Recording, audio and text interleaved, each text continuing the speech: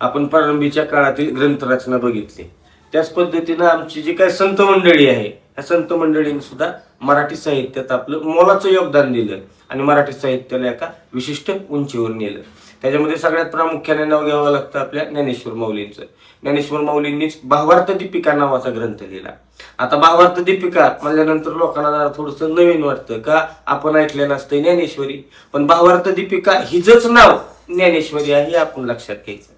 त्याच पद्धतीनं माऊलींनी अमृतानुभव ह्या नावाच्या ग्रंथाची सुद्धा निर्मिती केली.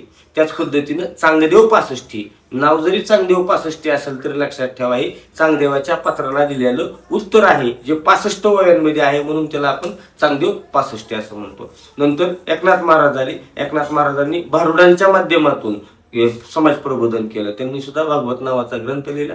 नंतर आला तुकोबांचा गाथा. तुकाराम महाराजांचं तर आज सुद्धा सगळीकडे अभंग रचना सगळ्यांना प्रसिद्ध आहे, माहिती आहे. आवडलं लाईक करा, सबस्क्राईब करा, शेअर करा. धन्यवाद.